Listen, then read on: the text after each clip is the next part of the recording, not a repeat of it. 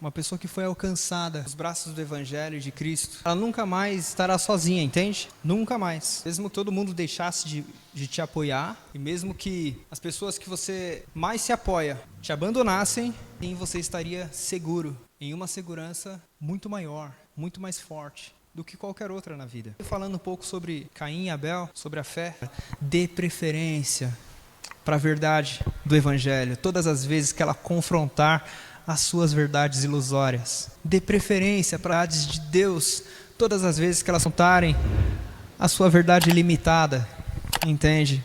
Todas as vezes o Espírito Santo vai trabalhar você, e Ele é quem te convence do pecado, da justiça e do juízo. E quando eu digo que Ele te coloca, eu não estou dizendo que Ele vai te colocar remorso. Estou dizendo que Ele vai colocar você de volta no alvo. Porque pecado não é mais nada menos do que perder o alvo. Errar o alvo. Entende? Mas vamos lá. O homem foi expulso com sucesso do jardim. Deus, inclusive, colocou até querubins ao oriente do jardim do Éden. E o refugir de uma espada que se revolvia para guardar o jardim e o caminho da árvore da vida. Agora o homem está expulso.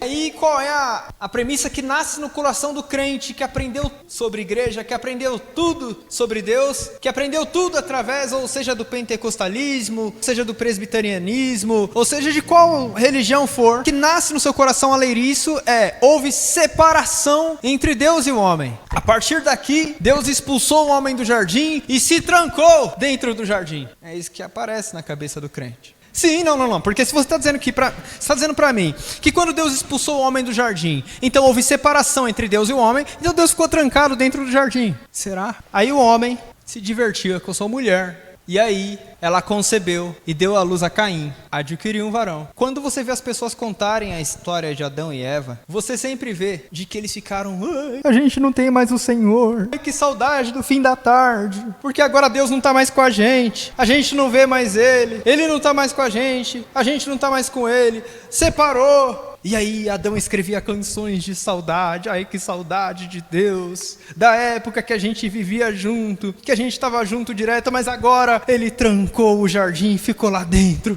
Só que a verdade não é essa. A verdade é que expulsos do jardim eles continuaram entendendo que eles tinham auxílio do Senhor. Se Eva acreditasse que estava separada de Deus, então ela não diria que foi Deus que ajudou ela. Ora, então, se você acredita que houve uma separação entre Deus e o homem depois daquele dia, não foi o Evangelho que te ensinou e nem a verdade. Foi alguma igreja. O pecado ou o erro que Adão e Eva cometeram não pareceu relacional para Deus. Quando ouviram a voz do Senhor, eles tinham acabado de pecar, tinham acabado de comer do fruto pela viração do dia.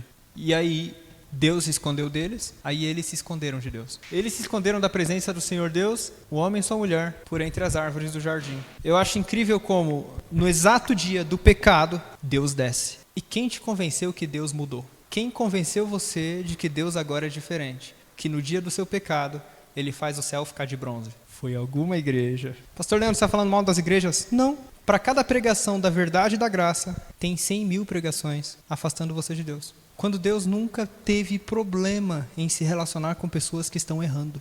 Eu não sei se tem erros. Uma coisa eu sei. No exato dia do seu pecado, Deus desce. Pastor Leandro, você está me incentivando a pecar? Se você acha isso, eu te faço uma pergunta. Enquanto eu prego para você, sua vontade é sair daqui pecando? Não. Não é. Só se você fosse muito cretino. Não é. A sua vontade é se relacionar com o Deus de amor. Era Deus aqui dispensando graça. E sabe o que eu acho mais impressionante? Deus dispensando graça sem Bíblia, que não tinha Bíblia escrita. Você sabia que não tinha Bíblia escrita aqui no Jardim do Éden? Você não sabia, né? Você achava que Adão e Eva ficavam lendo a Bíblia todos os dias com Deus na viração do dia. Você achava que eles pegavam assim, vamos ler Gênesis, Êxodo, Levítico, vamos estudar juntos. Você achava que eles ficavam lendo o Apocalipse e ficavam, ai meu Deus, como é que vai ser isso? Aqui estava Deus, sem Bíblia, sem pastor, sem doutrina, sem regras, sem dizer brinco não pode, vestido não pode, maquiagem não pode, sem nada disso.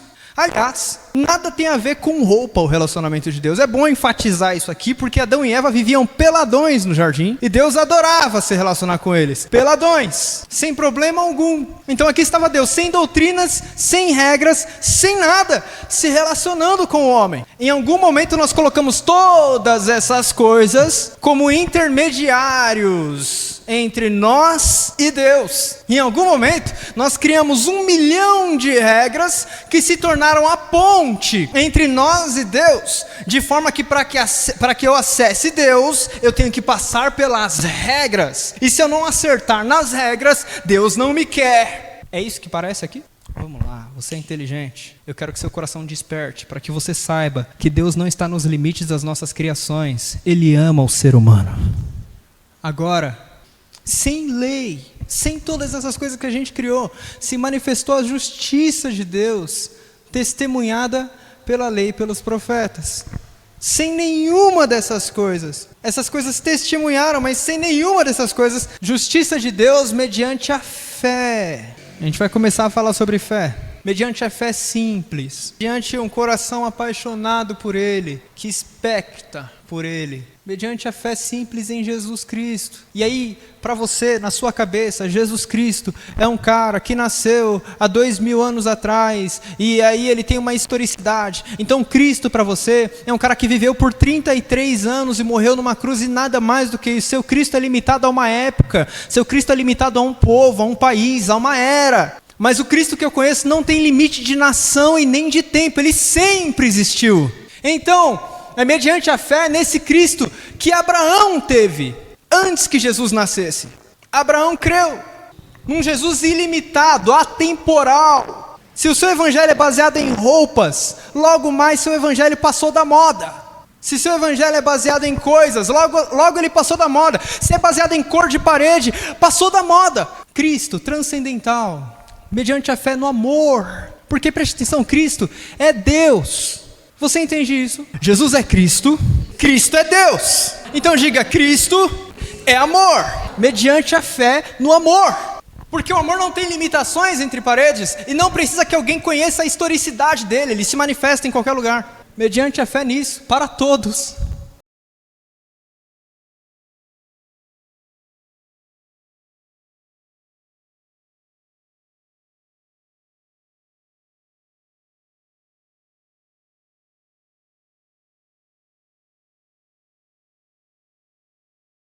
Eu fiquei desesperado. Eu falei, meu Deus do céu. Porque mesmo que eu comece uma obra agora para alcançar todo mundo que nunca ouviu falar de Jesus, sem nunca ouvir falar dele. E aqueles que já morreram antes dele nascer, que não conheceram ele. Meu Deus, tem muita gente no inferno porque não ouviu falar de Jesus. Até que Deus me ensinou. Não é apenas um ente histórico. Ele é transcendental.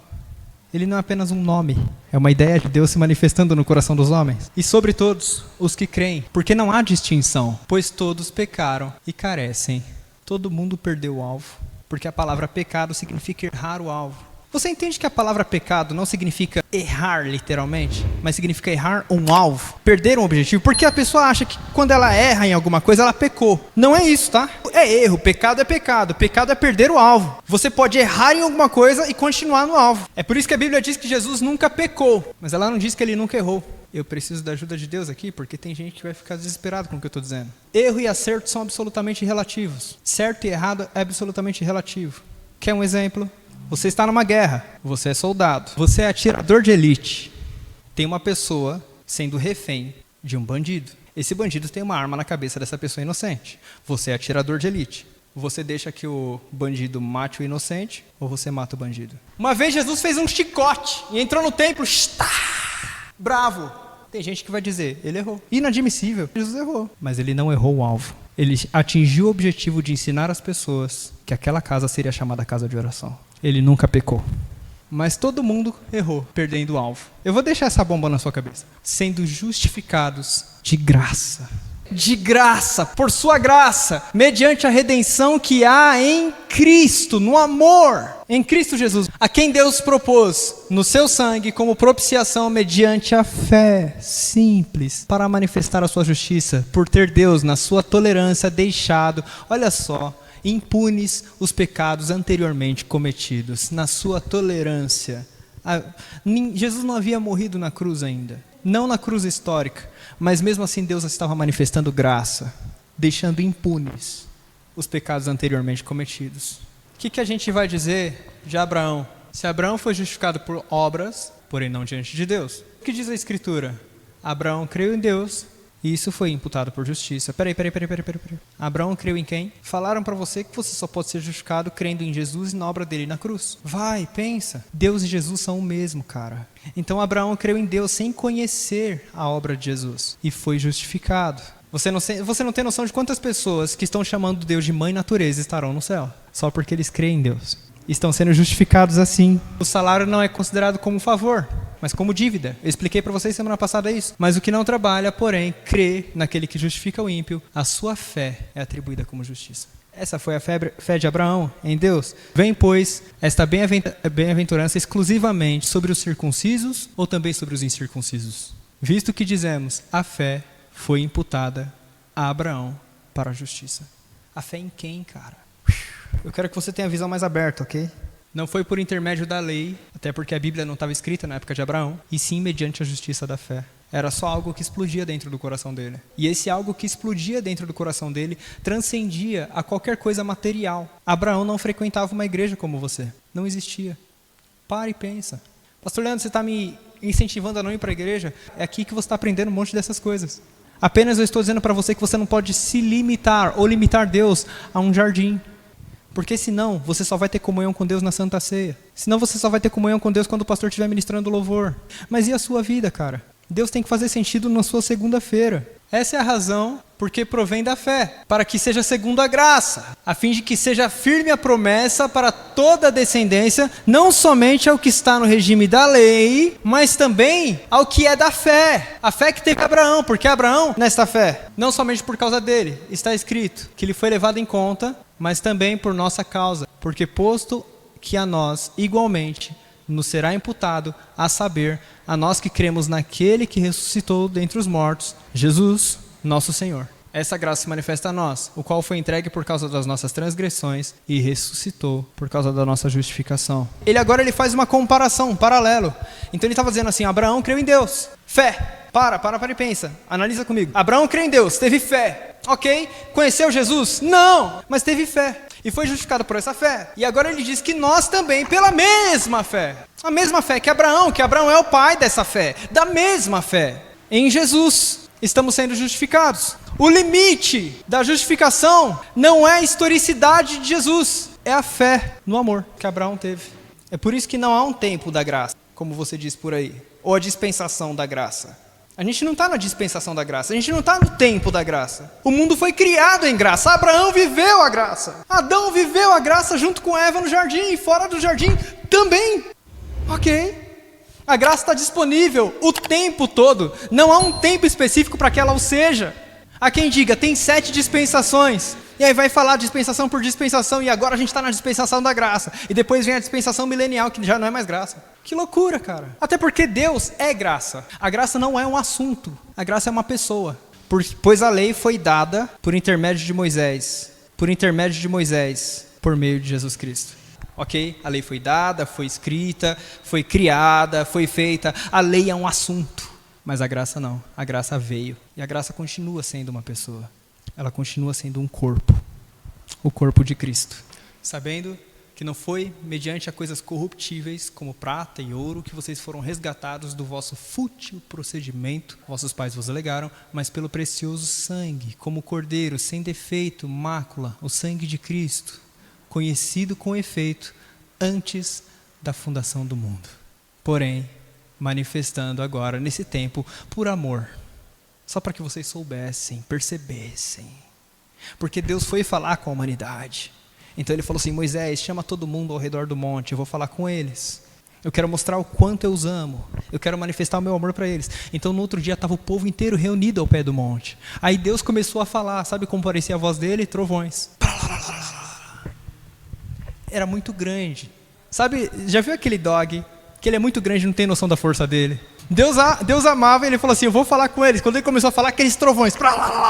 E aí o povo correu, cara. Correu para casa. E deram um recado para Moisés. Pegaram os representantes e falaram assim, Moisés, fala você com ele. A gente tem medo desse negócio aí. Só que ele só queria mostrar o amor dele. Então ele disse, só tem uma forma de eu mostrar o meu amor. É se eu parecer eles. Então eu vou nascer. Já estava feito desde a fundação do mundo. Mas eu preciso passar essa mensagem para eles de uma forma que eles entendam. E a gente chamou isso de evangelho. É por isso que a queda humana não foi uma surpresa para Deus, como te ensinaram. Que Deus, quando Adão pecou, Deus fez uma reunião no céu, aí chamou ele, o Pai, o Filho e o Espírito Santo. E aí, e agora, o que a gente faz? A gente precisa de alguém morrer, um plano. Não tinha plano, não precisava de plano nenhum. Antes da fundação do mundo, ele se deu. Ele não criou o mundo sem morrer. Estava tudo feito. Bendito Deus e Pai de nosso Senhor Jesus Cristo, que nos tem abençoado com toda sorte de bênção espiritual nas regiões celestiais em Cristo, assim como nos escolheu nele, antes da fundação do mundo. Olha só, Deus não te escolheu quando você começou a orar. Deus não te escolheu quando você disse, eu aceito. Ele te escolheu antes da fundação do mundo. Diga glória a Deus.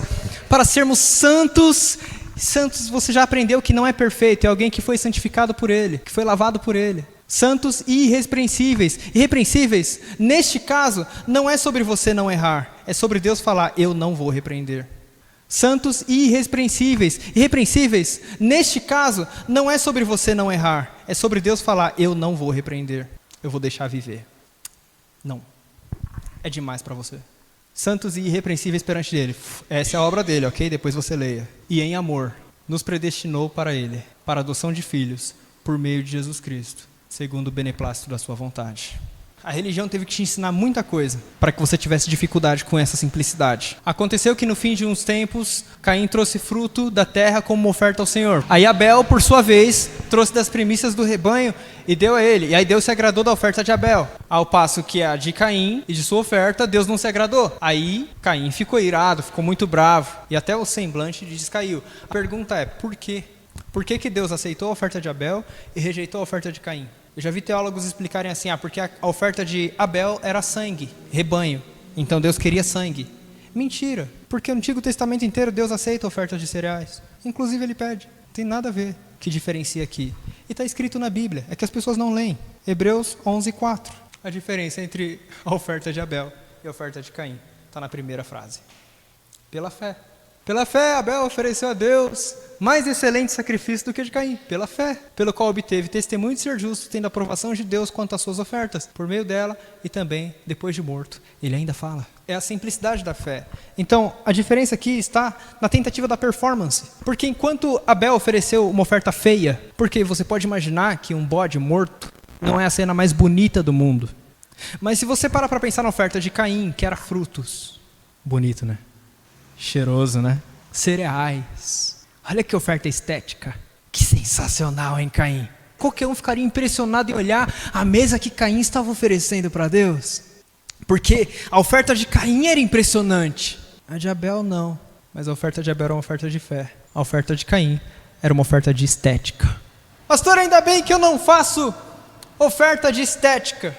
Todas as vezes que a Bíblia é debaixo do braço, que diz que alguém é crente, oferta da estética.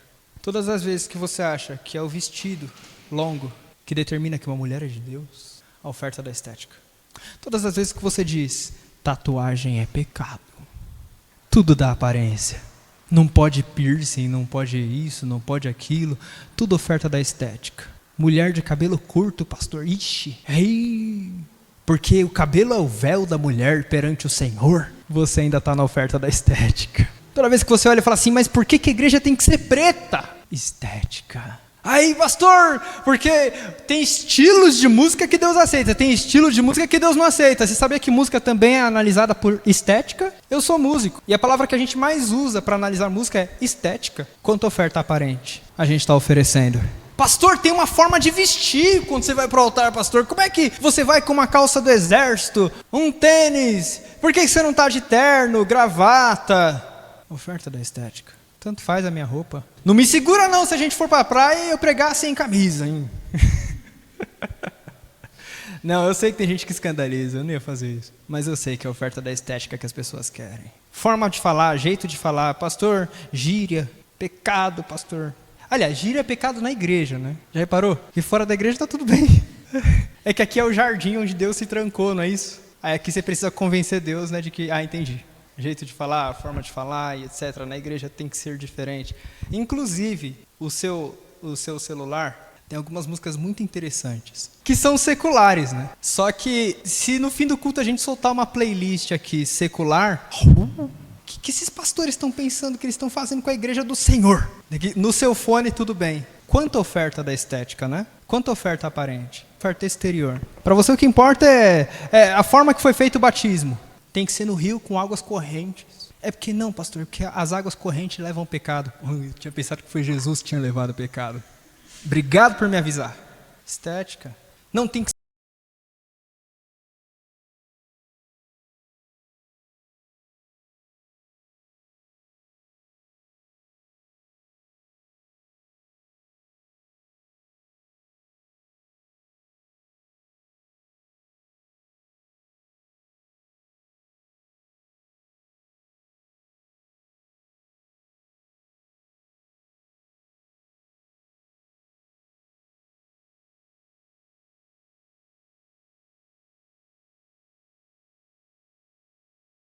Eu queria fazer uma oração breve com você.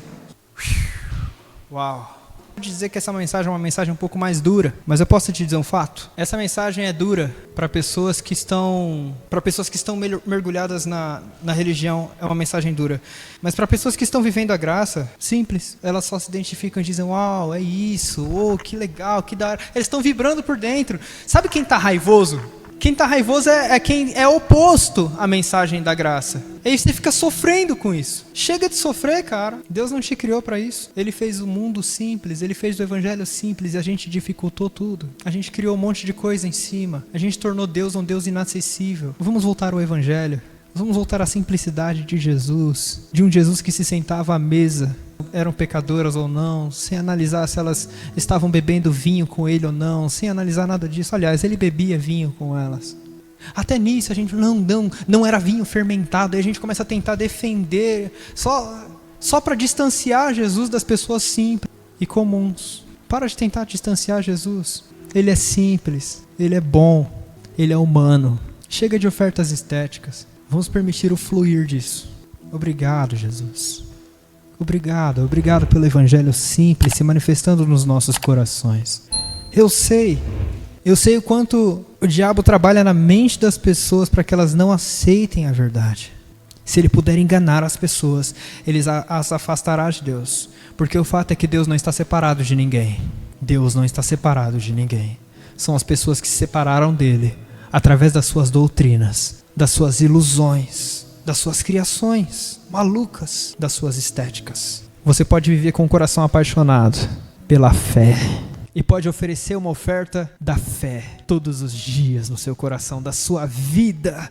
A sua vida pode ser um sacrifício e uma oferta de fé simples, de um coração que se apaixonou pelo evangelho, pela verdade, pela lucidez, pela iluminação dos corações. Uma alma que se apaixonou pelo evangelho simples de Jesus. E aí você então começa a viver de fato pela fé. E na vereda desta fé você desenvolve. Na vereda dessa fé você aprende o que é amor de fato. Na vereda dessa fé você faz todo o download de Cristo para o seu coração. Na vereda desta fé você recebe o transplante da mente do Criador dentro de você. É inevitável viver isto, que seu coração possa ser curado de todas essas feridas, ou melhor, que ele possa ser trocado por um novo coração. Um coração que era de pedra possa se transformar em um coração de carne, que bate, que vive, que sente, que quando está ofertando não está apresentando uma estética, não está apresentando uma mesa bonita, mas é um coração que bate por aquilo que está fazendo. É um coração apaixonado por aquilo que está fazendo. Que pessoas sejam levantadas com um coração apaixonado pelo que fazem. Que líderes sejam levantados com corações apaixonados pelo que fazem. A gente está numa geração de tanta ganância, a gente está numa geração de tanta mentira, tanta ilusão, de tanta fome de poder, de tanta fome de dinheiro, que corações de fé se levantem nessa geração. Corações simples como o de Abel, se levantem nessa geração, se levantem nesta igreja, nesse corpo, em nome de Jesus. Assim se quebrarão as separações que as pessoas criaram e nós voltaremos. Teríamos ter saído à presença de Deus. Vamos aplaudir a Jesus que é digno.